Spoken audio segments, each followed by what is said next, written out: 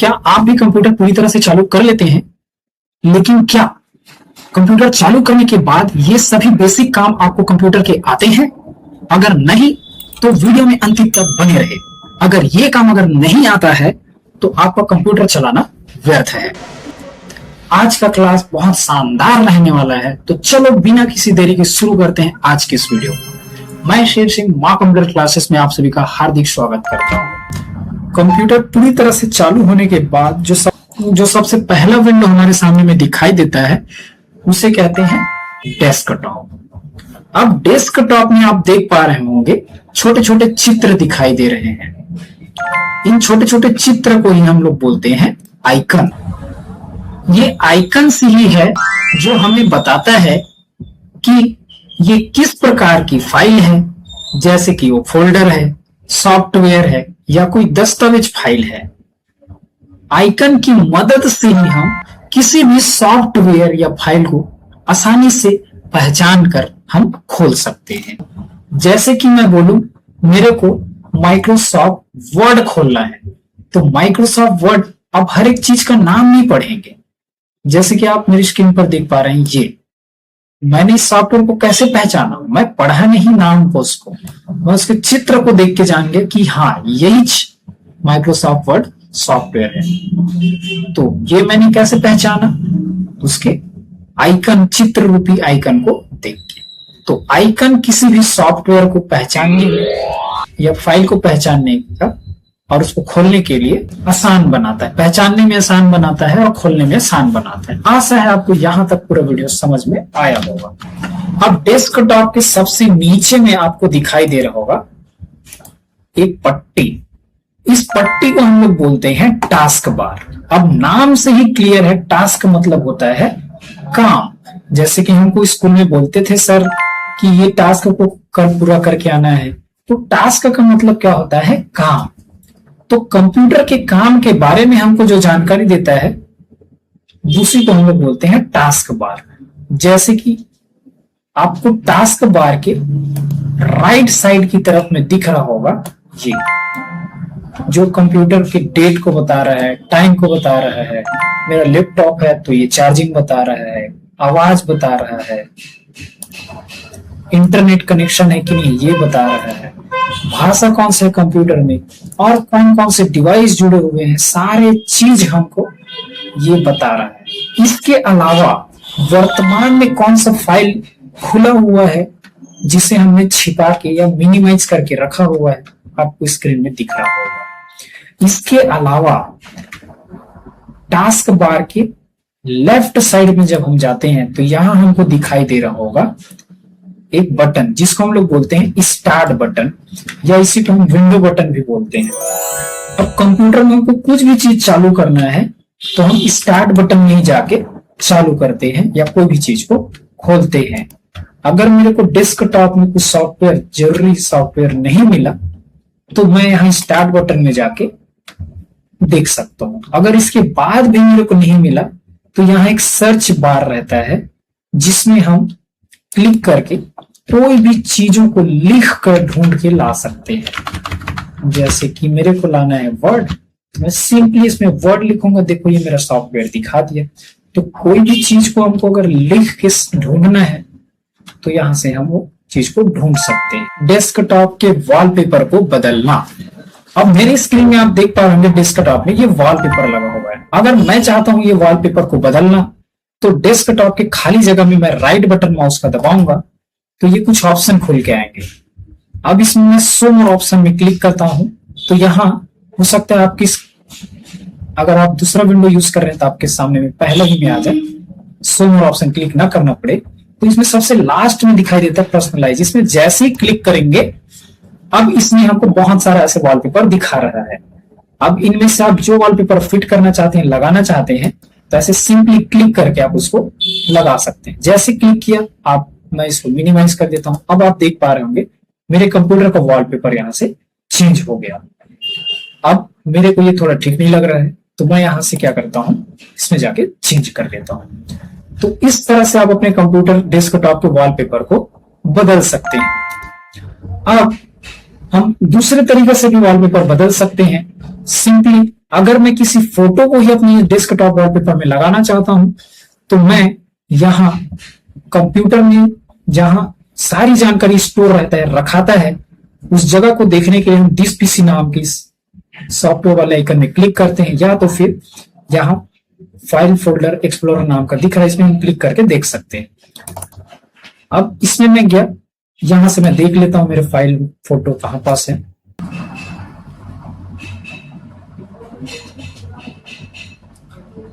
अब सिंपली मैं अपने माँ कंप्यूटर क्लासेस का लोगो यहाँ पास आपको दिख रहा होगा, इसको मेरे को लगाना है। तो इस चित्र के ऊपर मैं आकर माउस का राइट बटन दबाऊंगा, और जैसे ही माउस का राइट बटन दबाऊंगा तो आप देख पा रहे होंगे यहाँ एक ऑप्शन दिखाई दे रहा है सेट एज डेस्कटॉप का। इसमें जैसे क्लिक करेंगे अब ये फोटो मेरे डेस्कटॉप के वॉलपेपर में आके फिट हो गया है ना। कमाल का। आशा है आपको वॉलपेपर चेंज करना आ गया होगा। कंप्यूटर में डेट और टाइम को बदलना। अब टास्क बार में आप देख पा रहे होंगे यहां पास कंप्यूटर का डेट और टाइम बता रहा है। इसके ऊपर सिंपली हम माउस का राइट बटन दबाएंगे तो यहाँ एक ऑप्शन दिखा रहा है एडजस्ट डेट टाइम का। इसमें जैसे ही हम क्लिक करेंगे अब यहाँ चेंज डेट टाइम का ऑप्शन दिखा दिया। अब इसमें मेरे पास सेट टाइम जोन ऑटोमेटिकली, तो टाइम जोन के हिसाब से कंप्यूटर का ऑटोमेटिक टाइम मेरे में बदलता है या सेटअप है। ये जो ऑन है इसको मैं बंद कर दे रहा हूं, ऑटोमेटिकली को ऑन नहीं रखने देता हूं।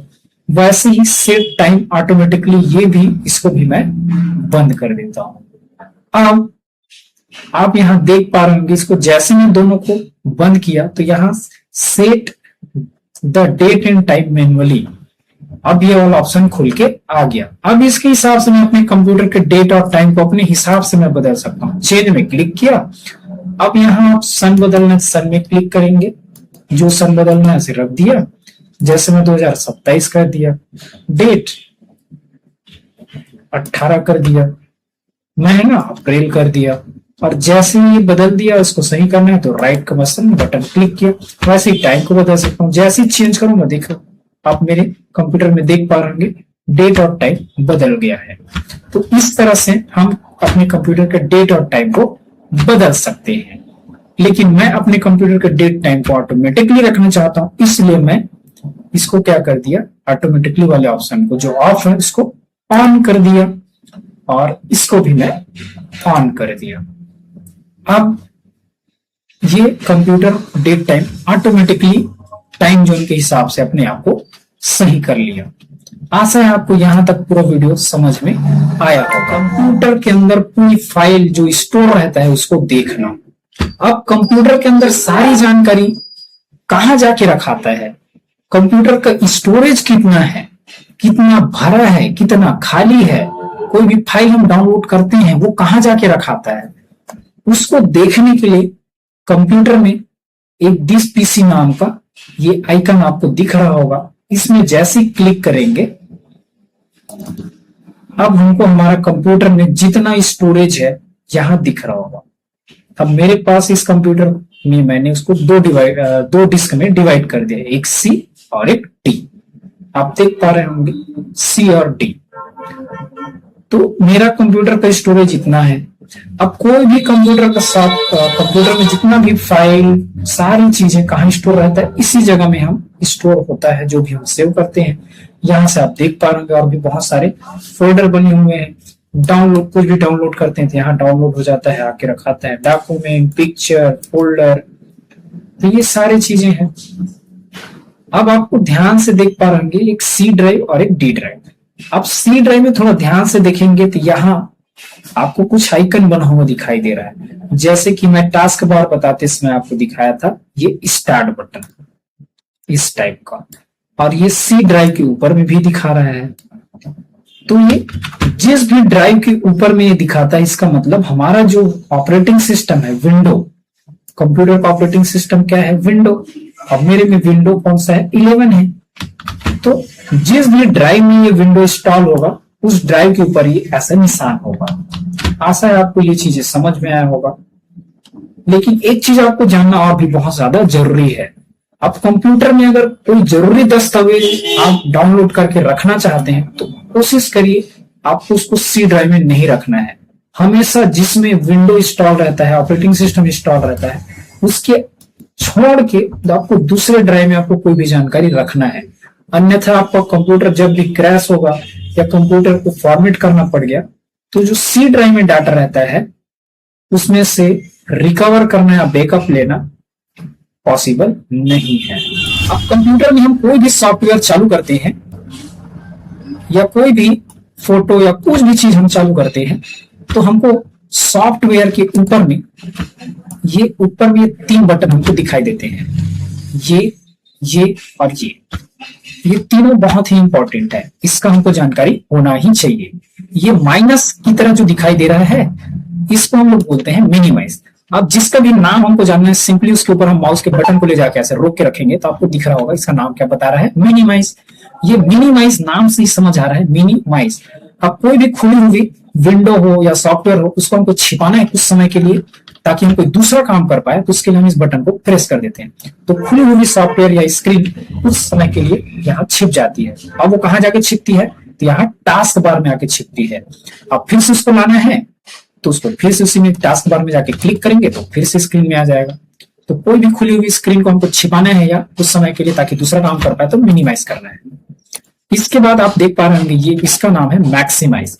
आपको खुली हुई विंडो को मेरे को स्क्रीन के साइज को छोटा बड़ा करना है तो एक बार क्लिक करूंगा तो इसकी स्क्रीन साइज छोटा हो जाएगा, जिसको हम अपने हिसाब से एडजस्ट कर सकते हैं यहाँ से ऐसे। और दोबारा इसी मैक्सिमाइज रिस्टोर बटन में क्लिक करूंगा तो ये पूरी स्क्रीन में फिट हो जाएगा। तो इससे हम कोई भी खुली हुई विंडो या सॉफ्टवेयर की स्क्रीन के साइज को कम या ज्यादा या फुल स्क्रीन में कर सकते हैं। इसके बाद आता है ये क्लोज बटन। अब खुली हुई विंडो को मैं पूरा बंद करना चाहता हूं तो ये क्लोज बटन को हम जैसे ही प्रेस करेंगे या इसके ऊपर क्लिक करेंगे तो ये खुली हुई विंडो पूरी तरह से बंद हो जाएगा। आशा है आपको ये चीजें बहुत क्लियर समझ में आया होगा। Recycle bin. अब मान के चलो कंप्यूटर में आपका कोई जरूरी दस्तावेज है और वो दस्तावेज गलती से डिलीट हो गया या गलती से किसी ने जानबूझ कर डिलीट कर दिया। अब वो डिलीट हुए चीज को भी हम वापस ला सकते हैं। जैसे कि मैं यहाँ एक सिंपल के लिए माँ कंप्यूटर नाम का ये लोगो दिख रहा है, इसको मैं जानबूझ के डिलीट कर देता हूं, जैसे कि आप देख पा रहे हैं। अब आपको समझाने के लिए मैंने जानबूझ कर डिलीट किया। अब इसको मेरे को वापस लाना है तो डिलीट हुई चीजों को हम वापस ला सकते हैं। कहां से? इस वाले आप देख पा रहे होंगे इसका, ये आपको स्क्रीन में दिखाई दे रहा होगा, ये रिसाइकल बिन। रिसाइकल बिन हम कुछ भी डिलीट करते हैं तो ये सारा डिलीटेड चीज यहां जाके रखा जाता है। अब जैसे इस पे हम 2 बार क्लिक करेंगे तो जो भी डिलीट किया हुआ था वो सारा जानकारी यहां दिख रहा है। अब इसको मेरे को फिर से वापस कंप्यूटर में ले जाना है तो इसके ऊपर मैं राइट बटन क्लिक करूंगा और यहां मेरे को ऑप्शन दिखाएगा रिस्टोर का। जैसे रिस्टोर करूंगा ये फिर से कंप्यूटर में जहां जानकारी रखा था वहां चला गया। लेकिन मैं रिसाइकल बिन से अगर कोई जानकारी को डिलीट कर देता हूं तो फिर उसे वापस लाया नहीं जा सकता। लेकिन मैं इसको वापस लाना चाहता हूं तो मैं क्या करूंगा, रिस्टोर। अब ये जानकारी जो डिलीट किया हुआ था ये मेरे कंप्यूटर में वापस चला गया। तो आशा है आपको ये यहाँ तक की जानकारी बिल्कुल क्लियर समझ आया होगा। ऐसी शानदार जानकारी के लिए आप माँ कंप्यूटर क्लासेस को लाइक, शेयर, सब्सक्राइब, फॉलो करना बिल्कुल ना भूलिए। मिलते हैं ऐसे शानदार जानकारी के साथ नेक्स्ट वीडियो में। तब तक के लिए जय हिंद, जय भारत, जय छत्तीसगढ़।